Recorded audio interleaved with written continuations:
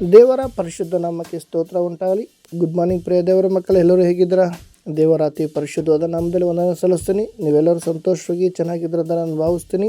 ದೇವರೇ ಇರುವಂಥ ಸ್ಥಳದಲ್ಲಿ, ನೀವು ದೂರದಲ್ಲಿದ್ದರು ಸಮೀಪದಲ್ಲಿದ್ದರು, ಇರುವಂಥ ಸ್ಥಳದಲ್ಲಿ ಸದಾಕಾಲ ದೇವರು ನಿಮ್ಮೆಲ್ಲರನ್ನು ಆಶೀರ್ವದಿಸಲಿ. ಈ ಕ್ಷಣದಲ್ಲಿ ದೇವರ ಸನ್ನಿಧಿಯಲ್ಲಿ ಪ್ರಾರ್ಥಿಸೋಣ.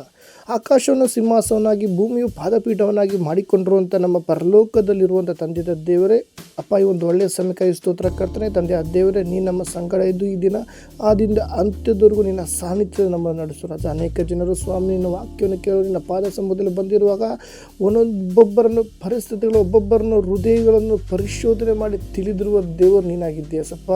ಈ ಮುಂಜಾನೆ ವೇಳೆಯಲ್ಲಿ ಸ್ವಾಮಿ ನೋಡ್ತಿರುವಂಥ ಪ್ರತಿಯೊಬ್ಬರನ್ನು ನಿನ್ನ ಹಸ್ತಕ್ಕೊಪ್ಪಿಸಿಕೊಟ್ಟು ಪ್ರಾರ್ಥಿಸ್ತೀನಿ. ಈ ವೇಳೆಯಲ್ಲಿ ಅಪ್ಪ, ಒಬ್ಬೊಬ್ಬರ ಜೀವಿತ ನಿನ್ನ ವಾಗ್ದಾನಗಳು, ನಿನ್ನ ಪದ್ಧತಿ, ನಿನ್ನ ಚಿತ್ತ ನೆರವೇರಲ್ಪಡಲಿಕ್ಕತ್ತನೆ. ಈ ದಿನದಲ್ಲಿ ಪ್ರತಿಯೊಬ್ಬರನ್ನು ನಿನ್ನ ಹಸ್ತಕ್ಕೊಪ್ಪಿಸಿಕೊಟ್ಟು ಪ್ರಾರ್ಥಿಸ್ತಕ್ಕಂತಾನೆ. ನೀನು ತಾನೇ ಆಳ್ವಿಕೆ ಮಾಡೋ ರಾಜ. ನೀನು ಒಬ್ಬೊಬ್ಬರ ಸಂಗಡ ನೀನು ನಡೆಸಿಕೊಡುವುದಕ್ಕಾಗಿ ಸ್ತೋತ್ರ. ನಿನ್ನ ಜೀವಳ ವಾಕ್ಯಗಳ ಪದಗಳ ಗುಡಾರ್ಥ ತಿಳಿಯಪಡಿಸೊಂದು ಅಪ್ಪ, ನನ್ನನ್ನೇ ನಿನ್ನ ಹಸ್ತಕ್ಕೊಪ್ಪಿಸಿಕೊಟ್ಟು ಪ್ರಾರ್ಥಿಸ್ತಕ್ಕಂತಾನೆ. ಎಸಪ್ಪ, ನೀನು ನಡೆಸಿಕೊಡು ಸ್ವಾಮಿ. ಎಲ್ಲ ಸ್ತುತಿ ಸ್ತೋತ್ರ ಘನಮನ ಮಹಿಮೆ ನಿಮ್ಮೊಬ್ಬರಿಗೆ ಸಲ್ಲಲಿಕ್ಕತ್ತನೆ. ಯೇಸುವಿನ ಮೊದಲು ನಮ್ಮದು ಪ್ರಾರ್ಥಿಸ್ತೇನೆ ನನ್ನ ಪರಲೋಕ ತಂದೆಯ ದೇವರೇ, ಆಮೇನ್. ಸ್ತೋತ್ರ. ಕರ್ತನ ಅತಿ ಪರಿಶುದ್ಧವಾದ ನಾಮದಲ್ಲಿ ನಿಮ್ಮೆಲ್ಲರೂ ವಂದನೆ ಸಲ್ಲಿಸ್ತೀನಿ. ಪ್ರಿಯ ದೇವರ ಮಕ್ಕಳು, ಎಲ್ಲರೂ ಹೇಗಿದ್ದೀರಾ? ಈ ಮುಂಜಾನೆ ವೇಳೆ ದೇವ್ರು ಕೊಟ್ಟಂಥ ಒಂದು ಆಲೋಚನೆ ಧ್ಯಾನಿಸೋಣ. ಪ್ರಲಾಪಗಳ ಪುಸ್ತಕ ತೆಗೆದಿರೋರು ಓದಿ 3ನೇ ಅಧ್ಯಾಯ 31ನೇ ವಾಕ್ಯ. ಕರ್ತನು ಸದಾಕಾಲಕ್ಕೂ ಬಿಟ್ಟು ಬಿಡುವವನಲ್ಲ. ಆಮೇನ್. ಪ್ರಿಯ ದೇವರ ಮಗುವೆ, ಯಾಕಪ್ಪ ಈ ಒಂದು ವಾಕ್ಯ ಅಂದರೆ, ಅನೇಕ ಜನಗಳು ಈ ಲೋಕದಲ್ಲಿ ಬರುವಂಥ ಕಷ್ಟಗಳು ಅಥವಾ ದುಃಖಗಳು ಅಥವಾ ಏನೇ ಒಂದು ಚಿಂತೆಗಳು ಇವೆಲ್ಲವೂ ಬರುವಾಗ ಏನು ಮಾಡ್ತಾರೆ? ದೇವರು ನಮ್ಮನ್ನು ಬಿಟ್ಬಿಟ್ರ. ಅಲ್ಲಲ್ಲಿ ಸ್ತೋತ್ರ. ಪ್ರಿಯ ದೇವರ ಮಗುವೆ, ಅದಕ್ಕಾಗಿ ದೇವರು ವಾಕ್ಯ ಬರಲ್ಪಟ್ಟಿದೆ, ಕರ್ತನು ಸದಾ ಕಾಲಕ್ಕೂ ಬಿಟ್ಟು ಬಿಡುವನಲ್ಲ. ಒಂದು ದಿನ ಅಂತ ಬರ್ದಿಲ್ಲ, ಸದಾ ಕಾಲಕ್ಕೂ ಈ ಲೋಕದಲ್ಲಿ ಜೀವಿಸುತ್ತಿರುವ ಪ್ರತಿ ದಿನವೂ ಸಹ ಆತ ನಿನ್ನನ್ನು ನಡೆಸುವತನಾಗಿದ್ದಾನೆ. ಆದರೆ ನಾವೇನು ಮಾಡ್ತೀವಿ? ನಾವೇ ದೇವರಿಂದ ದೂರ ಹೋಗ್ತೀವಿ.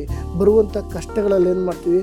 ಕಷ್ಟಗಳನ್ನು ಹುಡುಕೊಂಡು ಹೋಗ್ತೀವಿ ಹೊರತು ಕಷ್ಟಗಳನ್ನು ಬಗೆಹರಿಸುವ ದೇವರ ಬಳಿ ನಾವು ಹೋಗೋದಿಲ್ಲ. ಮಾನಸಿಕವಾಗಿ ನಾವು ಹೋಗ್ತೀವಿ. ಆದ್ದರಿಂದ ದೇವಜನರಾದ ನಾವು ಅನೇಕ ಅನುಭವಗಳು ನಮ್ಮ ಜೀವಿತದಲ್ಲಿರುತ್ತೆ. ಒಂದು ದುಃಖಗಳು ಬರುವಂಥ ಸ್ವಲ್ಪ ಸಮಯ ಮಾತ್ರವಾದ ಚಿಂತೆಗಿರುವಂಥ ಸಮಯದಲ್ಲಿ ನಾವೇನು ಮಾಡ್ತೀವಿ? ದೇವ್ರನ್ನ ಹುಡುಕದೆ ನಾವು ಮಾನಸಿಕವಾಗಿ ಹೋಗ್ತೀವಿ. ಅದಕ್ಕೆ ದೇವರು ಹೇಳ್ತಾ ಇದ್ದಾರೆ, ಕರ್ತನು ಸದಾಕಾಲಕ್ಕೂ ಬಿಟ್ಟು ಬಿಡುವನಲ್ಲ. ಈ ಲೋಕದಲ್ಲಿ ಒಂದು ಪಕ್ಷ ನಿನ್ನ ಎತ್ತ ತಂದೆ ತಾಯಿ ಬಂಧು ಬಳಗ ಅಣ್ಣ ತಮ್ಮ ಯಾರೇ ಕೈ ಬಿಡಬಹುದು, ಆದರೆ ನಾನು ನಿನ್ನನ್ನು ಬಿಡುವುದಿಲ್ಲ. ಅದಕ್ಕಾಗಿ ಪ್ರಿಯ ದೇವರ ಮಗುವೆ, ಈ ಲೋಕದಲ್ಲಿ ಬರುವಂಥ ಕಷ್ಟಗಳು, ಬಲಹೀನತೆಗಳು, ದುಃಖಗಳು, ವೇದನೆಗಳು ಅವೆಲ್ಲ ಕ್ಷಣ ಮಾತ್ರ.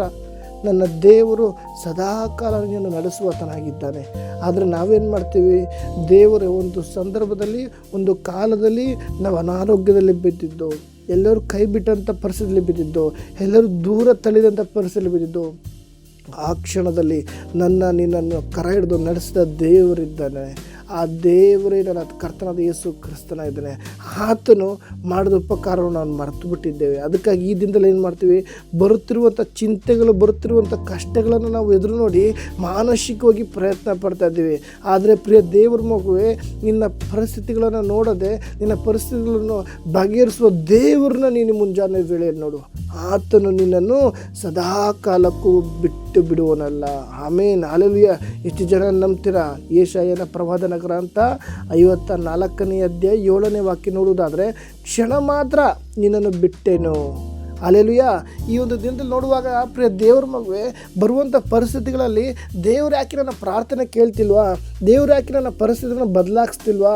ದೇವ್ರು ಯಾಕೆ ನಾನು ಇರುವಂಥ ಪರಿಸ್ಥಿತಿಯಲ್ಲೇ ಇದ್ದೇನೆ? ದೇವ್ರ ವಾಕ್ಯ. ಅದಕ್ಕಾಗಿ ಪ್ರಿಯ ದೇವರ ಮಗುವೆ, ಯೆಶಾಯ ಪ್ರವಾದನ ಗ್ರಂಥ 54ನೇ ಅಧ್ಯಾಯ 7ನೇ ವಾಕ್ಯ ನೋಡುವಾಗ, ಕ್ಷಣ ಮಾತ್ರ ನಿನ್ನನ್ನು ಬಿಟ್ಟಿದ್ದೇನೆ, ಆದರೆ ಮಹಾಕೃಪೆಯಿಂದ ಸೇರಿಸಿಕೊಳ್ಳುವೆನು.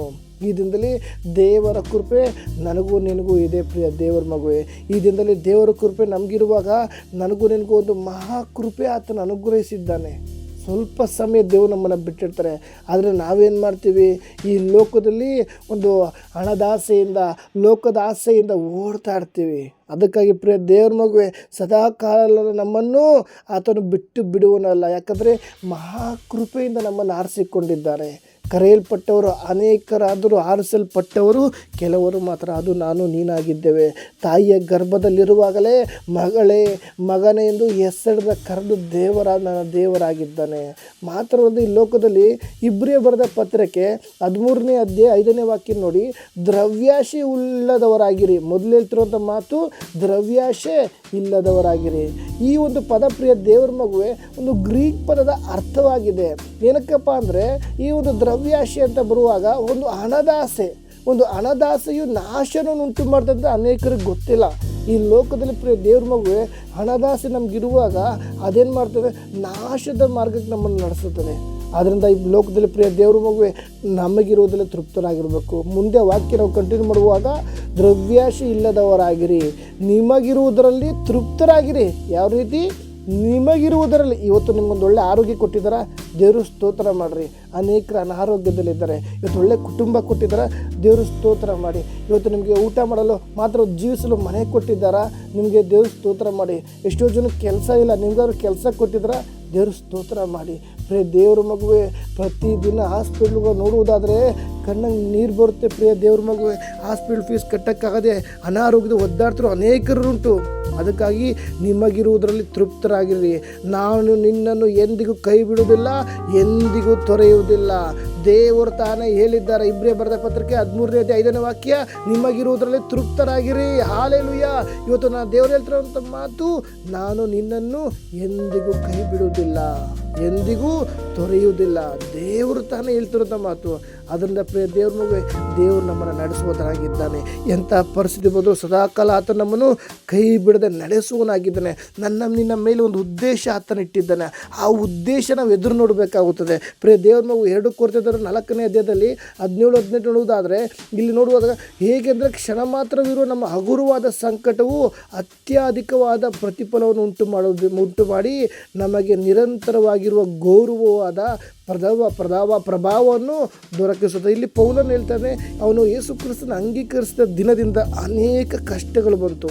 ಆದರೆ ಅವನೇನು ಮಾಡ್ದ, ಅವನ ಮೇಲಿಟ್ಟ ಒಂದು ಉದ್ದೇಶವನ್ನು ಎದುರು ನೋಡಿ ಅವೆಲ್ಲವನ್ನು ದೇವರ ಕಷ್ಟಕ್ಕೆ ಒಪ್ಪಿಸಿ ಮುಂದೆ ಸಾಗಿಸ್ತಾ. ಅದಕ್ಕಾಗಿ ನಾವು ಕಾಣುವಂಥದ್ದನ್ನು ಲಕ್ಷಿಸದೆ ಕಾಣದಿರುವುದನ್ನು ಲಕ್ಷಿಸುವವರಾಗಿದ್ದೇವೆ, ಹೌದಲ್ವಾ? ಅದಕ್ಕಾಗಿ ಈ ಲೋಕದಲ್ಲಿ ಯಾವುದೇ ಪರಿಸ್ಥಿತಿ ಬಂದರೂ ದೇವರು ನಮ್ಮನ್ನು ಸದಾಕಾಲ ನಡೆಸುವವನಾಗಿದ್ದಾನೆ. ಅದಕ್ಕಾಗಿ ಈ ಒಂದು ವಾಕ್ಯದ ಮುಖಾಂತರ ದೇವರು ನಿಮ್ಮೆಲ್ಲರನ್ನು ಆಶೀರ್ವದಿಸಲಿ. ಆಮೇನ್.